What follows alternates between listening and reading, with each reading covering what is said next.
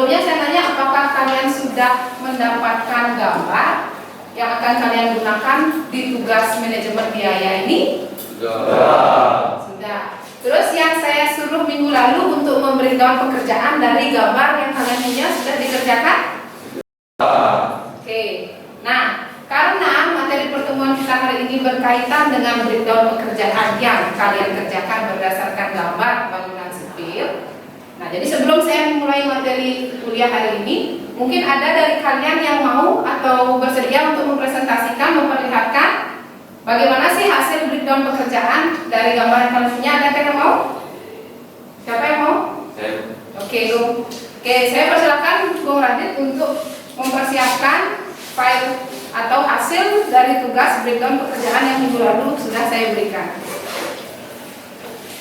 Baik, saya akan sini akan presentasikan tugas dari Ibu Dayu untuk uraian pekerjaan. Di sini saya membreakdown uraian pekerjaan. Dari yang pertama itu ada pekerjaan persiapan, itu ada 3. Yang pertama itu ada pekerjaan pembersihan. Yang pertama, yang kedua ada pemasangan pagar sementara, yaitu setinggi 2 meter. Yang ketiga ada pekerjaan pemasangan penggulang. Lanjut untuk pekerjaan kedua, yaitu pekerjaan tanah dan fondasi. Itu ada 5 bagian. Yang pertama ada galian tanah fondasi, yang kedua ada urukan pasir di bawah fondasi, yang ketiga ada pemasangan batu kosong, nomor 4 ada pemasangan batu kali, dan yang terakhir adalah urukan tanah kembali. Yang ketiga, lanjut ada pekerjaan beton. Berikut adalah uraian pekerjaan beton. Yang pertama ada pekerjaan plat lantai setebal 12 cm. Itu saya breakdown lagi. Ada yang pertama ada pekerjaan betonnya itu dalam satuan meter kubik. Yang kedua ada untuk pekerjaan resting itu meter persegi. Yang ketiga ada pemasangan besi berdiameter 10, itu besi polos dan dalam satuan kilogram. Yang kedua ada plat tangga setebal 12 cm, sama juga seperti yang di atas. Dan nomor 3 ada plat atap setebal 10 cm, sama juga. Yang saya lanjut yang nomor 4 ada pekerjaan balok. Ukuran balok saya itu ada di 20 x 30 cm. Nomor pertama itu ada pekerjaan beton untuk betonnya itu ada FC 21 MPa, satuan meter kubik, bagesting meter persegi, dan ada 2 besi, yaitu besi ulir berdiameter 13 dan besi polos berukuran 10 mili.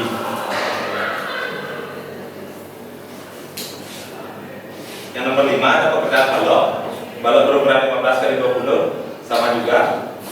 Yang nomor 6 ada pekerjaan kolom, itu sama juga. Dan saya lanjut saja ke pondasi telapak. Pondasi telapak itu ada 3 besi. Yang pertama adalah besi ulir berukuran 16 mm. Nomor 2 ada besi ulir ukuran 13 mm, dan besi terakhir ada besi polos ukuran 10 mm. Lanjut ke pekerjaan keempat, ada pekerjaan dinding. Saya ada 3 bagian, yaitu pemasangan batako holoblok dengan satuan meter persegi. Yang kedua ada pekerjaan plesteran dinding dalam satuan meter persegi. Yang ketiga ada pekerjaan acian dalam satuan meter persegi. Yang nomor 5 pekerjaan penutup lantai. Yang pertama itu ada pekerjaan penutup lantai berukuran 60 satuan meter persegi. Nomor 2 ada pekerjaan penutup lantai kamar mandi dalam ukuran 30 x 30. Nomor 3 ada penutup dinding kamar mandi dalam ukuran 30 x 30. Nomor 4 ada pekerjaan penutup dinding dapur dalam ukuran 40 x 40. Nomor 5 ada pekerjaan plin keramik ukurannya 15 x 60. Nomor 6 ada pekerjaan paving block untuk di garasi, itu setebal 6 cm. Nomor ke-6 ada pekerjaan pintu dan jendela. Pekerjaan pintu dan jendela ada pembuatan pintu dan jendela kaca itu jadi satu. Untuk pembuatan kusen dalam satuan meter lari, pemasangan engsel pintu, engsel angin, spring genit, pemasangan kunci tanam, rel pintu geser, dan pemasangan kaca polos. Pekerjaan atap, saya menggunakan atap rangka kayu. Yang pertama itu ada pekerjaan pemasangan kuda-kuda kayu dalam satuan meter kubik, pekerjaan ghosting dan nok dalam satuan meter kubik, pekerjaan busuk dan reng dalam satuan meter kubik, pekerjaan disenang kayu dalam satuan meter lari, pekerjaan genteng dalam satuan meter persegi, pekerjaan pemupuk dalam satuan meter lari, dan terakhir ada pekerjaan ikut setuju dalam satuan buah. Baik, berikut adalah presentasi uraian pekerjaan dari saya. Sekian, terima kasih. Oke. Sebentar saya nanya. Kalian ya, kita diskusi ya. Nah, dari kalian, apakah pekerjaan yang dipaparkan sama Gonya, berbeda pekerjaan, apakah hampir sama dengan kalian yang kalian buat? Sama? Ada yang kurang nggak kira-kira pekerjaannya? Ada yang kurang nggak? Di pekerjaan persiapan mungkin bisa ditambahin untuk pekerjaan BD karena kan perlu tenaga untuk istirahat seperti itu kalian. Oke, satu, pekerjaan persiapan ditambahkan dengan pembuatan BD. Terus, yang lain, punya masukan lagi nggak? Kira-kira apa sih yang kurang? MEP gimana? Ngerasa kalian, kalau kalian sekarang buat rumah, terus kalian tidak memperhitungkan mekanikal, elektrikal, plumbingnya, terus sistem sanitasi airnya gimana? Dapatnya dari mana? Terus kelistrikannya dapatnya dari mana? Kalau kalian tidak perhitungkan. Karena apa? Karena di pekerjaan sanitasi itu banyak. Satu, pasangan air bersih. Kemudian berkaitan sama sanitasi, apalagi saniter? Selain pemasangan air bersih, pemasangan keran, septic tank perlu nggak? Bayangkan, ya resapan itu perlu. Ketika kalian buat rumah, kalian nggak punya resapan, mau kalian bawa kemana? Pembuangannya mau dibawa kemana? Ya begitu juga sama listrik, kelistrikan. Buat rumah, tapi nggak ada listrik, terus kalian hidupnya pakai apa? Ya. Itu adalah komponen penting. Jadi pekerjaan pembangunan rumah ini bukan hanya semata-mata pekerjaan struktur sama arsitektur yang berkaitan sama finishing, tetapi perlu dipertimbangkan juga terkait dengan pekerjaan kelistrikan sama air bersih, terutama resapan, itu sangat penting. Nah, kalau misalnya kalian mau nambah, coba cek sekarang di tugas menggambar bangunan sipil kalian. Ada nggak kira-kira di gambar kalian tuh kalian menambahkan di samping carport ke taman? Ada? Nah, kalau kalian buat taman, kalian masukkan nggak harusnya dia di pekerjaan finishing? Ya, itu masuk ke kategori pekerjaan lainnya, ya, atau pekerjaan landscape. Nah, ketika breakdown pekerjaan kalian sudah benar, maka nanti menyusun, menghitung volume itu sudah pasti akan terstruktur. Kemudian rekapitulasi biayanya juga pasti akan benar. Karena apa? Karena dari awal breakdown pekerjaannya sudah benar. Jadi ketika di awal masih ada yang kurang, kayak punya yang berarti masih kurang di listrik, kemudian resapan, air bersih, kemudian ada landscape-nya tidak dihitung, berarti hasil akhir dari rencana anggaran biaya yang kalian buat itu belum benar 100%. Kalian sudah punya gambar, terus kalian disuruh merencanakan RAB. Tapi kalau RAB-nya tidak sesuai dengan gambar, apa yang terjadi?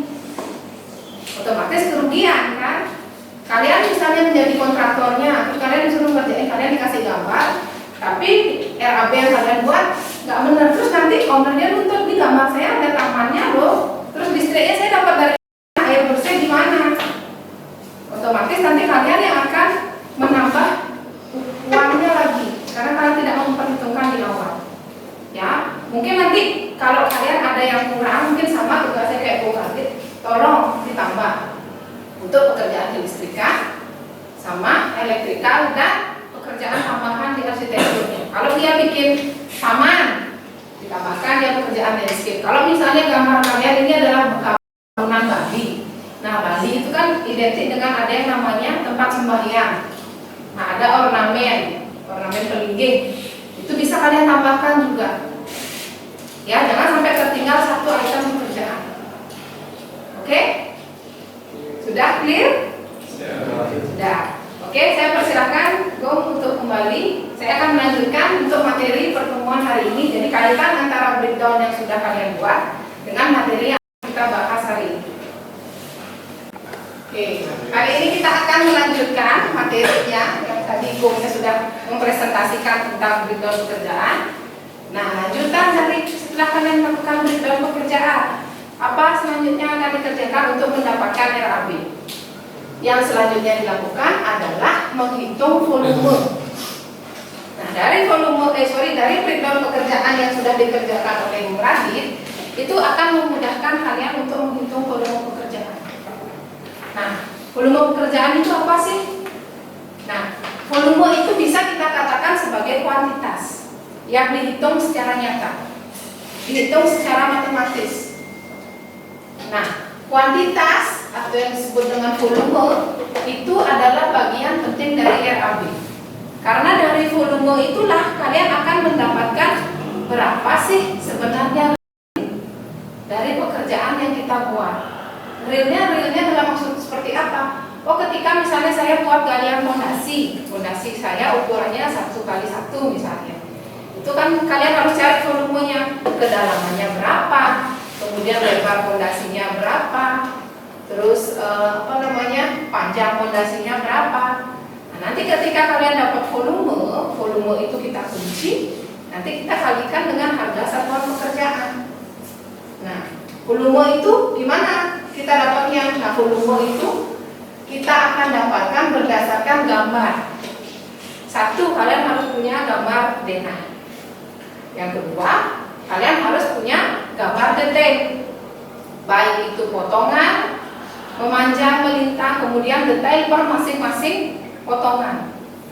Nah, berkaitan misalnya seperti tadi yang saya bilang, gambar fondasi misalnya, kalian sudah hitung volume fondasi, otomatis kalian buat potongan, dari potongan itu kan kalian detailkan, itu akan kelihatan panjangnya berapa, kemudian dalamnya fondasi berapa, lebarnya berapa, banyaknya fondasi berapa, sampai besi yang digunakan itu kelihatan.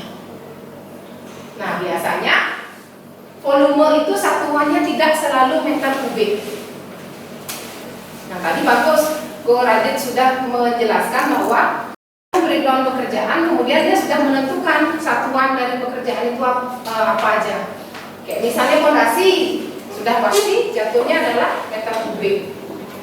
Terus pemasangan bopleng bisa jadi dia meter persegi atau meter lari. Nah, makanya volume itu tidak semata-mata hanya satuannya meter kubik, tapi bisa meter, bisa kilogram, bisa buah, atau juga bisa meter persegi. Jadi itu dari item pekerjaan yang mau kalian hitung. Nah, volume memang biasanya kalau kita belajar matematika dulu, pasti volume dikatakan sebagai panjang kali lebar kali tinggi.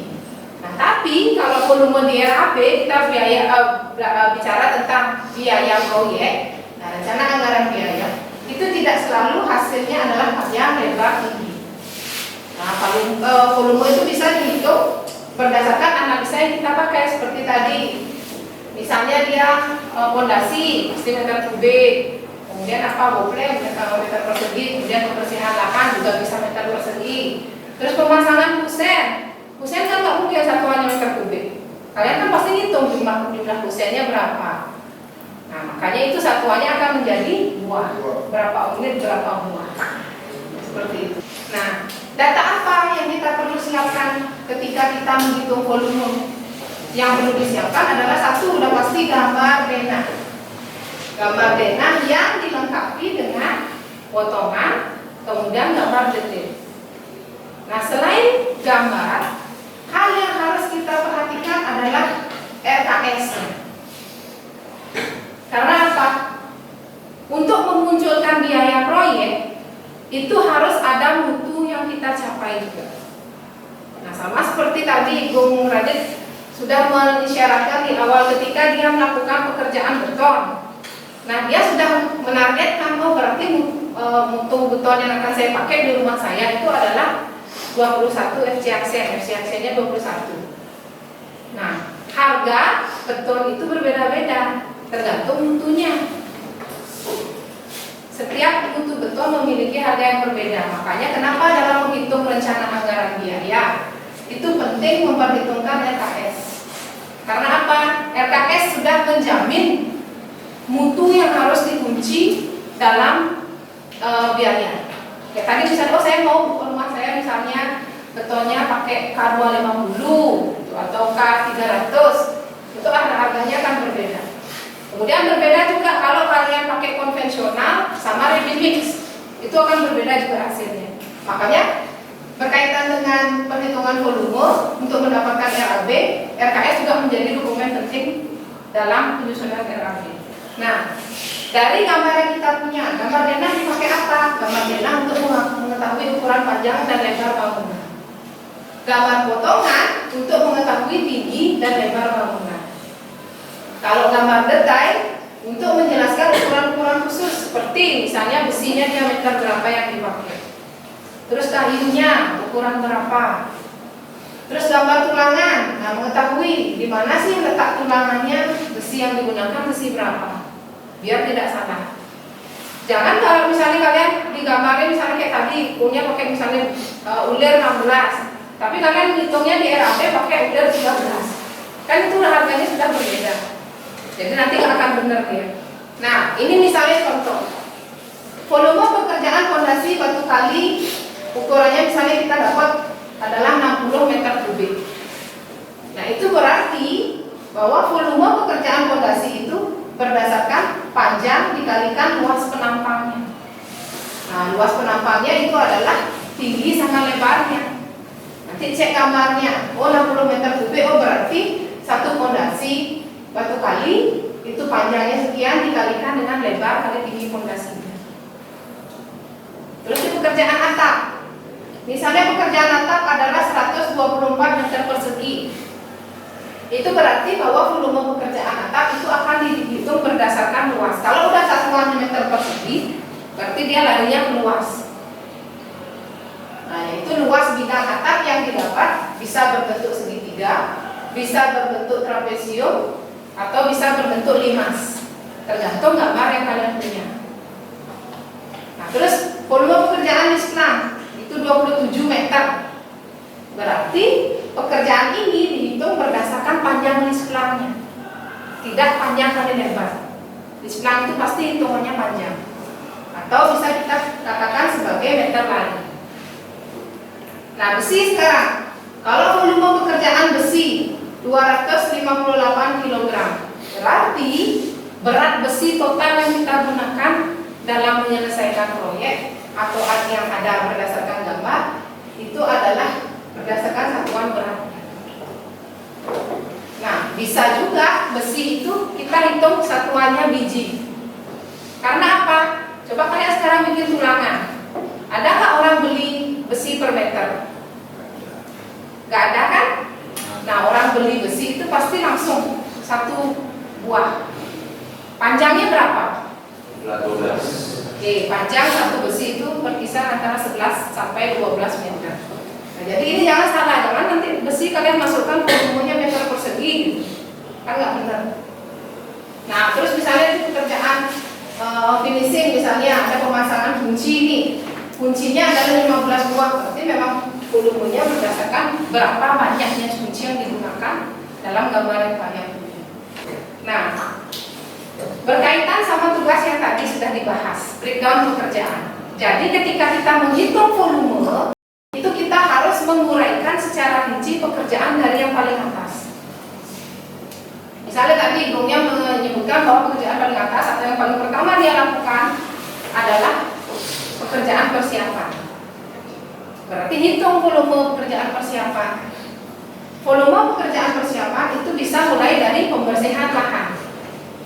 Ya, hitung pembersihan lahannya berapa. Kalau hitung pembersihan lahan yang dipakai adalah luas, panjang kali lebar bangunan yang akan dibuat. Atau pekerjaan persiapan itu satuannya adalah lamsam. Kenapa lamsam? Karena dia sistemnya borongan. Dari bersihkan lahan dia, kemudian pemasangan papan nama, kemudian pemasangan bobrek, sama pembuatan BBM untuk pekerja. Nah, biasanya dia borongan sistemnya. Boleh dimasukkan lamsam, boleh dimasukkan meter persegi berdasarkan luas lahan. Oke, jadi materi volumenya cuma segitu. Nah, dari penjelasan yang saya berikan, mungkin ada yang kurang kalian pahami, ada yang mau bertanya? Ya, apa pertanyaannya? Mau nanya tentang apa nih? Tentang RAB. Ya, terus gimana?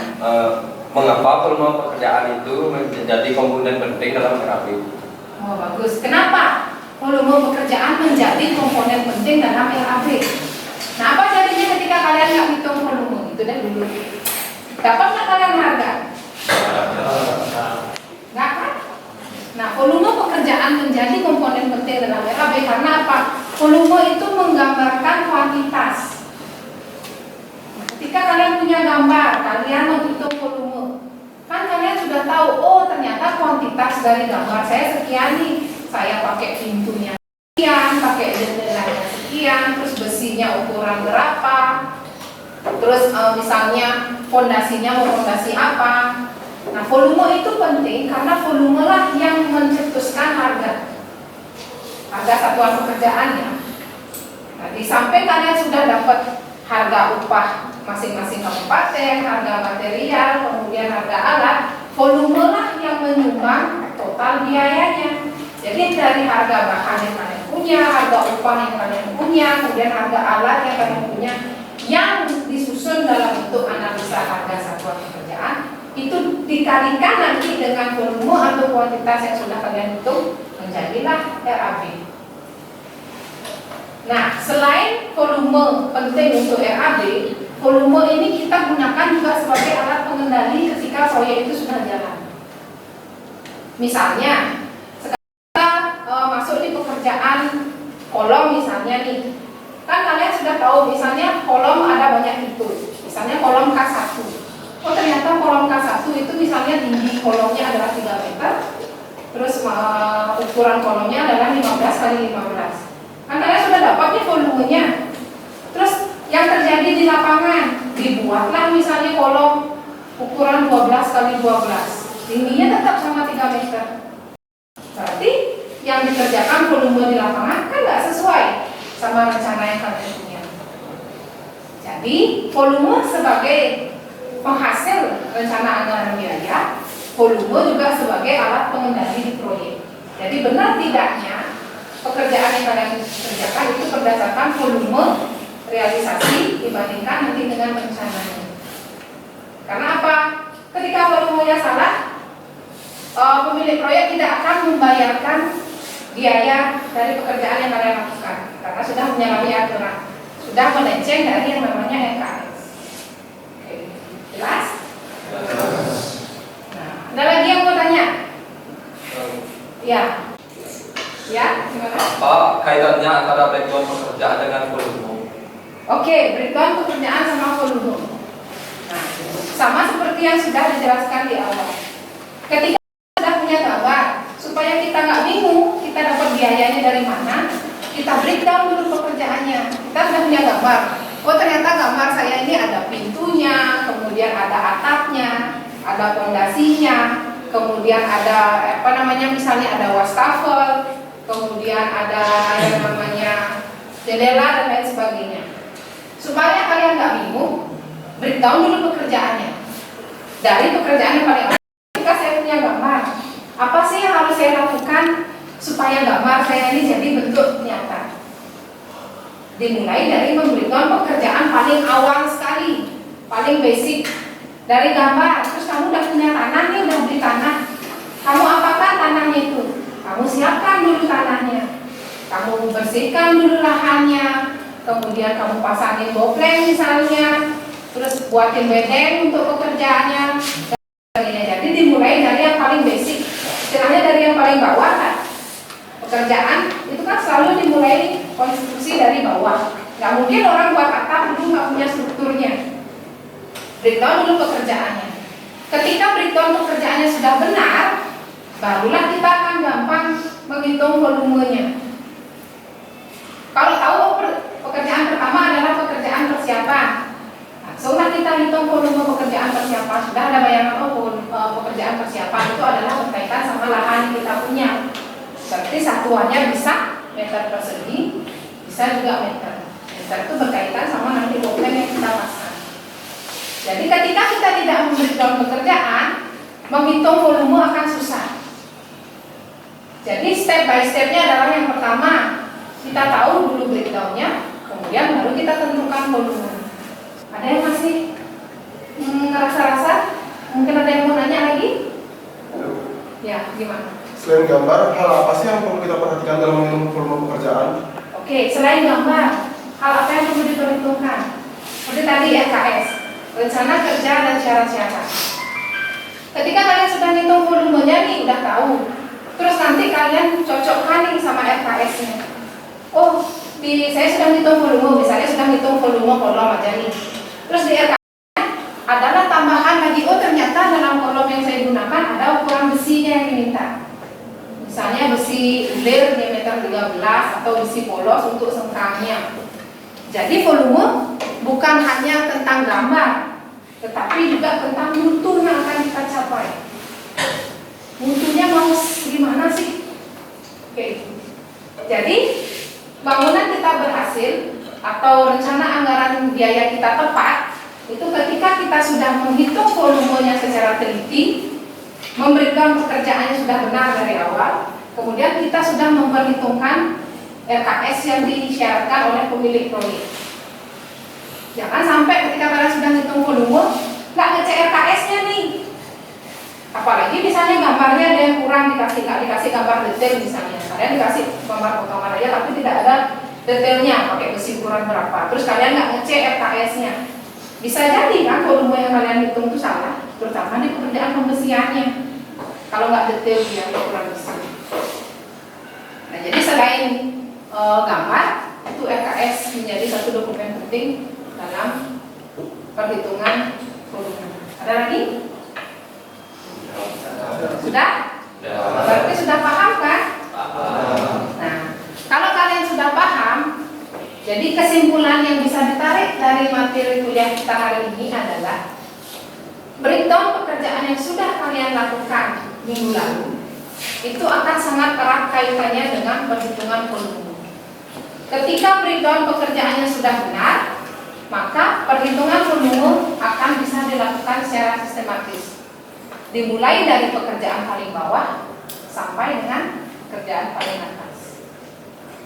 Nah, setelah nanti kita dapat volume pekerjaannya, kira-kira hal apa sih yang dilakukan lagi?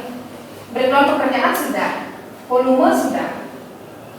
Kira-kira apa yang akan dilakukan lagi? HSP?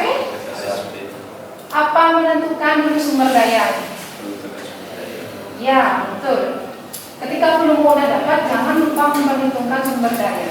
Kalian harus catat nih, atau kalian harus siapkan berapa tukang yang mau saya pakai, berapa mandor yang mau saya gunakan, sama berapa pekerja.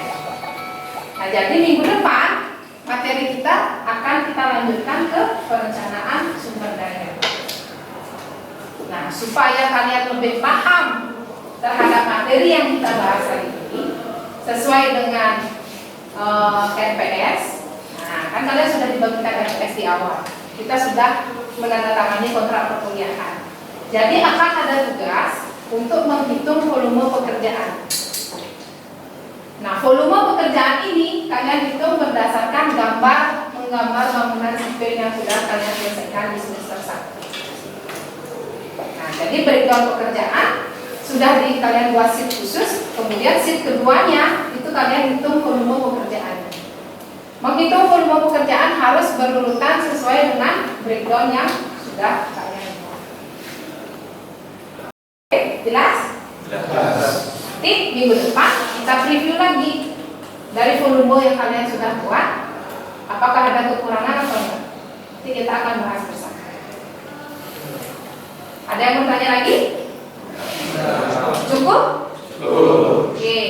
Jadi terima kasih sudah mengikuti mengikuti kuliah hari ini. Jadi semoga apa yang saya sampaikan itu masuk ke otak kalian, kemudian bisa kalian ingat, terus bisa kalian pakai dalam membuat tugas volume. Nah, nanti minggu depan kita akan ketemu lagi. Silakan nih minggu depan sukarela dari kalian siapa yang akan mau membahas tentang volume pekerjaan. Nanti kita review bersama-sama sebelum melanjutkan materi berikut. Kalau sudah tidak ada pertanyaan, saya cukupkan kuliahnya.